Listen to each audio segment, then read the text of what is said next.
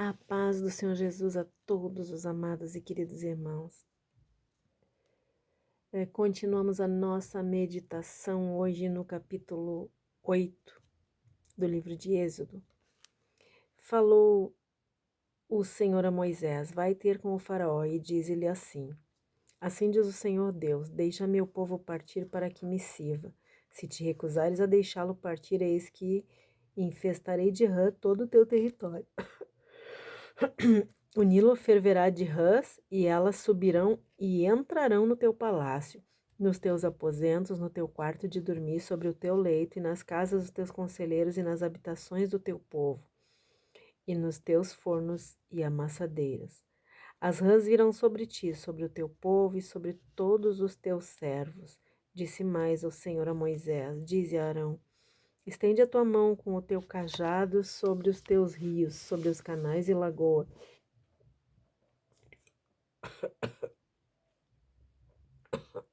e faz subir rãs sobre a terra do Egito.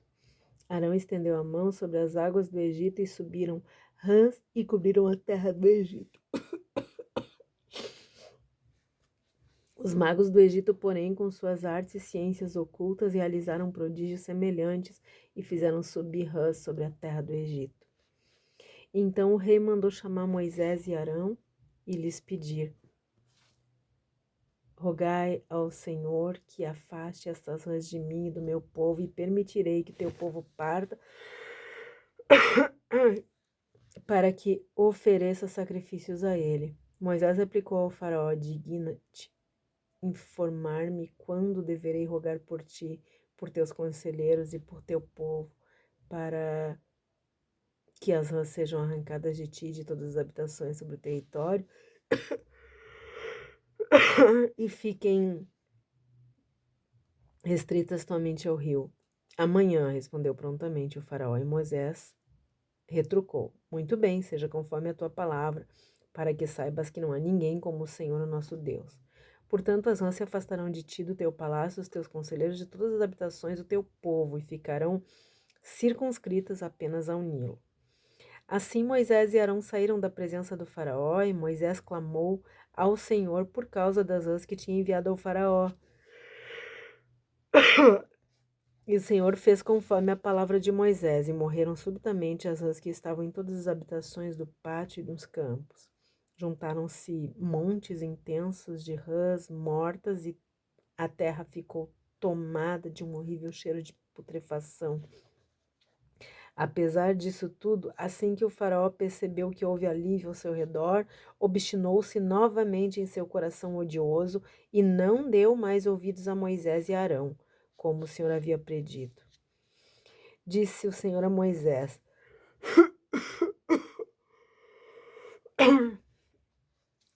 diz a Arão: estende o teu cajado e fere o pó da terra, para que se torne em piolhos e todo o território por todo o território do Egito.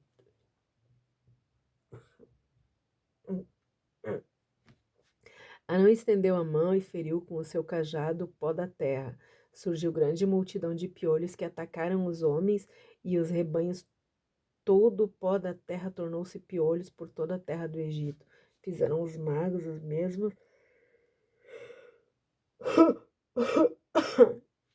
Fizeram os magos o mesmo com suas ciências ocultas para produzirem piolho nos homens e no gado, mas não conseguiram, e os piolhos continuaram a infestar pessoas e animais.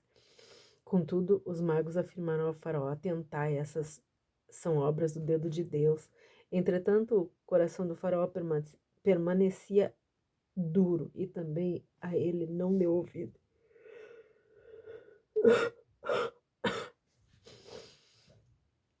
Como havia predito o Senhor.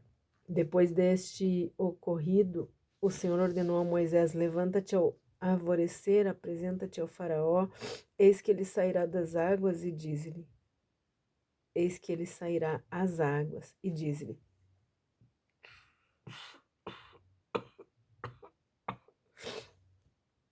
deixa meu povo partir para que me preste culto. Se não permitires que meu povo parta, eis que enviarei enxames de moscas contra ti, contra os teus conselheiros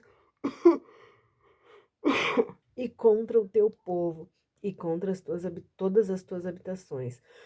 A casa dos egípcios e a terra em que estiverem ficarão repletas de moscas. Contudo, naquele dia tratarei de maneira especial a terra de Gósen, onde habita o meu povo. Nenhuma mosca se achará lá, a fim de que saibas que eu sou o Senhor e estou agindo no meio dessa terra. Farei diferença entre o meu povo e o teu povo. Amanhã, pois, se dará esse sinal. Assim fez o Senhor. O enxame de moscas em grande multidão entraram no palácio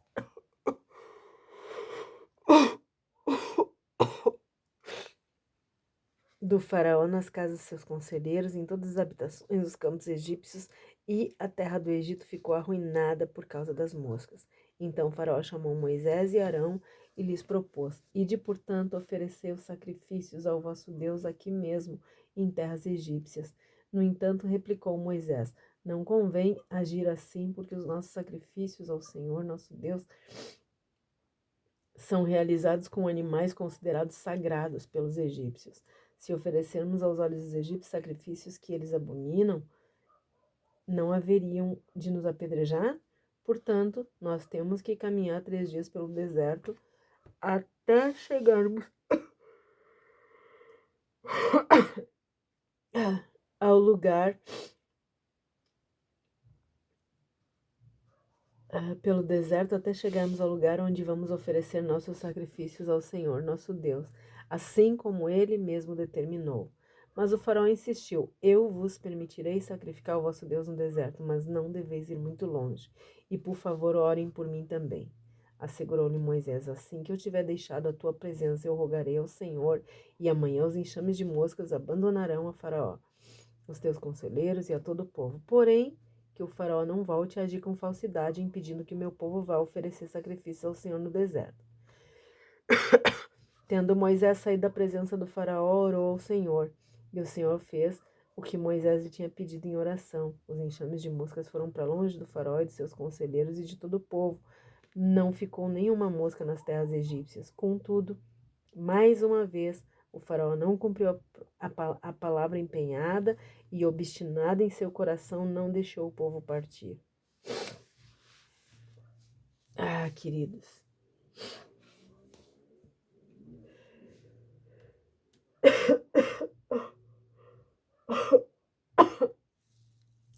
o Deus Criador conhece o que há no coração de cada ser humano, mesmo dos que ainda não lhe conhecem. Seria bem bom se todos quisessem entender o amor que há no coração de Deus. As 10 pragas mostram a justiça de Deus, mas antes elas revelam a paciência dele perante a ignorância e a arrogância humana. Até quando Deus enviou as últimas pragas, que era matar todos os primogênitos, houve misericórdia. Porque a gravidade das pragas ia piorando progressivamente. Cada praga era um chamado, uma trombeta tocando, chamando as criaturas de volta para os braços do Criador. Antes de Deus mandar cada uma das pragas, Moisés tinha que descrever com detalhes a natureza das pragas e os efeitos que ela causaria. Para quê? Para que o faraó pudesse se arrepender e se salvar, e salvar o seu próprio povo dessa situação, caso ele quisesse. Depois das águas se transformarem em sangue, vieram mais 3 pragas. Dos versos, aqui a partir do verso 1 até o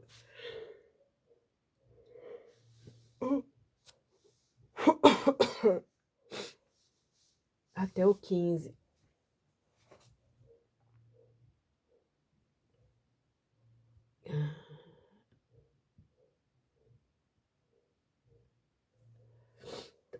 Dos versos 1 até o 15, então, tá a praga das rãs. A partir do 16 até o 19, tá a praga dos piolhos.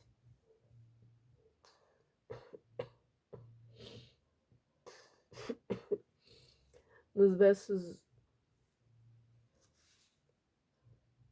20 até o 23, daí nós vamos ver Deus anunciando as pragas. No verso 24, a praga vai se espalhar. No verso 25, o faraó tenta negociar com Deus, aceitando que o povo vá, faça uma festa religiosa, mas dentro do Egito. Negociar com Deus é uma coisa terrível. E depois, a partir do versículo 26, no 26 e no 27, Moisés rejeita a primeira oferta de Faraó. Nos versos 28 e 29, Faraó tenta mais uma negociação, dando permissão para o povo ir até o deserto oferecer adoração ao Deus de Israel.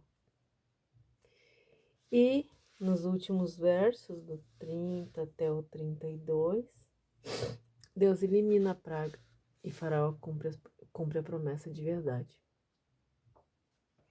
Os feiticeiros do Faraó imitaram até a praga das amas, a praga dos piolhos. Eles tiveram que reconhecer que era o dedo de Deus, mesmo assim o Faraó não queria dar ouvido. É preciso muito cuidado, porque a feitiçaria, a magia, o espiritismo, as adivinhações são partes do ritual de bruxaria, vinculado aos falsos deuses que são comandados pelo diabo. Eles mesmos não têm nenhum poder em si, mas o diabo, quem está por trás deles, né? Exercendo o poder que ele tem. Queridos, o diabo não é todo poderoso, mas ele tem poder e ninguém pode negar. Muitos acreditam que todo milagre ou movimento sobrenatural venha da parte de Deus, e essa crença é muito usada pelo diabo para iludir os que buscam os milagres acima de qualquer coisa. Ah, queridos, é por conta disso, por conta desses que vivem e acreditam e vivem pelos milagres, pelos movimentos sobrenaturais,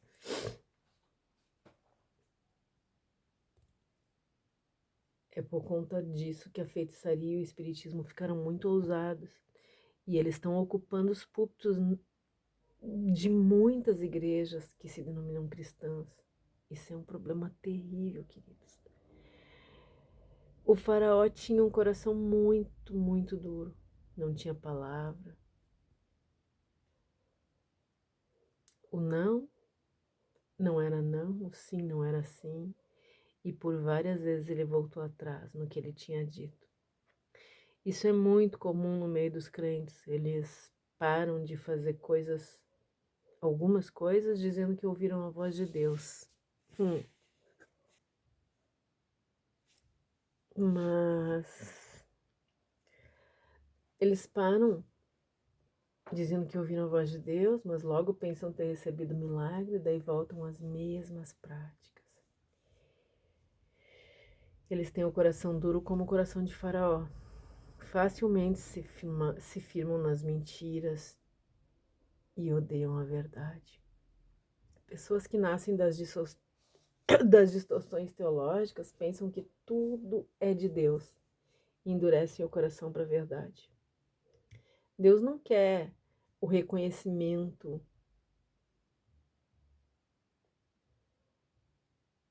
da sua soberania só. Ele exige porque ele é soberano. Não é um desejo dele, ser reconhecido pela sua soberania. É uma exigência, porque ele merece, porque ele é soberano. E apesar disso, a sua misericórdia é tão grande quanto a sua soberania. E é por isso que o profeta Amós diz que ele não age sem antes avisar o povo. contando seus segredos aos profetas. Tremendo isso, né? Querido, somente Deus é soberano e merece de verdade ser reconhecido como tal. Bom, depois de uma semana que as águas tinham se transformado em sangue, Moisés avisa o faraó da praga das rãs, que viria, né? Se ele não deixasse o povo adorar seu Deus, viria a praga das rãs. Isso era uma oportunidade para Faraó evitar as consequências da sua teimosia, da sua arrogância. Queridos, rejeitar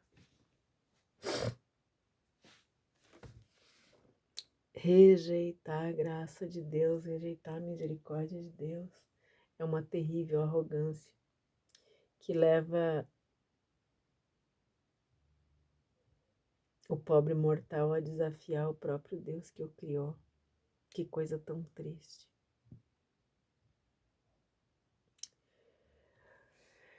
O arrogante e obstinado faraó não quis libertar o povo e obrigou Deus a mostrar sua indignação. E aí ele teve que enviar mais uma praga, a praga que ele tinha prometido que enviaria se ele não se arrependesse, né? Porque o faraó pode até não ter palavra, mas o nosso Deus tem.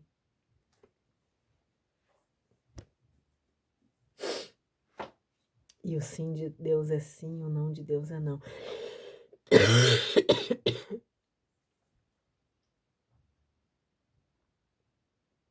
O faraó não se arrependeu e a confusão ficou grande. O Rio Nilo era sagrado para os egípcios, né, que estavam considerando tudo uma competição entre deuses. Já que as rãs eram objeto da adoração dos egípcios e por isso ninguém deveria matá-las.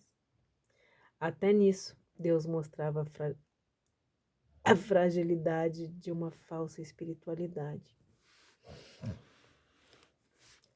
Lá na primeira praga, os egípcios cavaram poços e conseguiram água sem sangue. Mas para a praga das rãs não conseguiram nenhuma solução.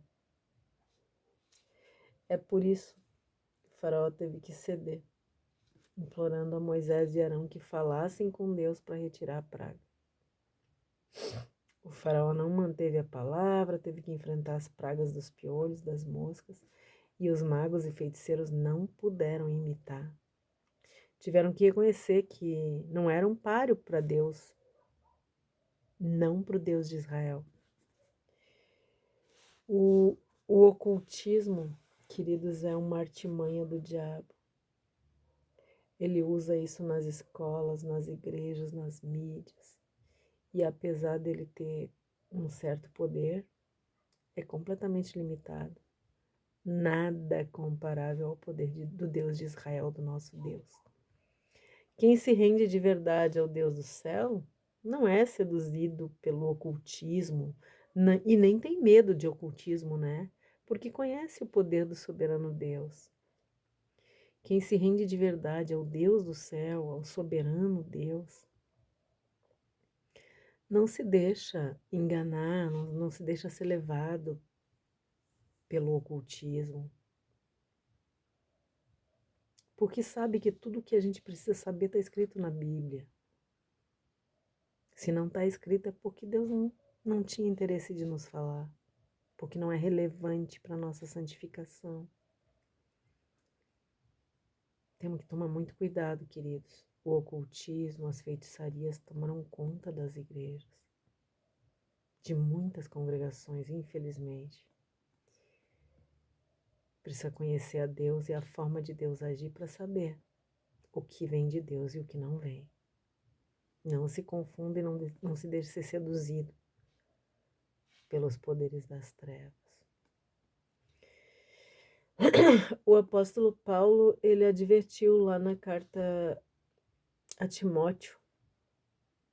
Ele disse que nos últimos tempos alguns abandonariam a fé e seguiriam espíritos enganadores e doutrinas de demônios, lembram? que muitos vão se recusar a dar ouvidos à verdade e vão se voltar para as fábulas. Lamentavelmente, muitos não vão abandonar as práticas ocultistas. As revelagens, as profetadas, as adivinhações dentro das igrejas. Mesmo assim, devemos pregar a verdade. Mostrar para estes que o sofrimento é causado pela soberba, que leva os homens a rejeitarem o Deus que os criou. A porta da graça ainda está aberta. Ainda há misericórdia, queridos, para os que se arrependerem. Se arrependa hoje. Se arrependa, queridos. Ainda dá tempo. Abandona todas as práticas que não são dignas de um servo de Deus, de um filho de Deus. Aquela história de adorar Deus como quer, cada um adora como acha que deve ser, não é verdadeira, queridos. O próprio Deus estava dizendo para eles, lembra? Não, eles não vão adorar aqui.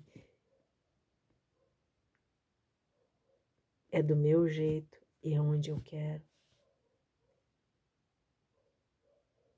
Entendam, queridos, o nosso Criador é soberano, o nosso Salvador e Redentor é todo-poderoso.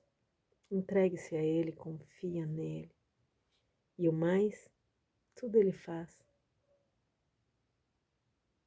Não precisa ter medo, não precisa buscar na feitiçaria, não precisa buscar nas revelagens, não precisa buscar no ocultismo, nada. Tudo o que tu precisa saber está escrito nesse livro. E acredite, queridos, ele é completo.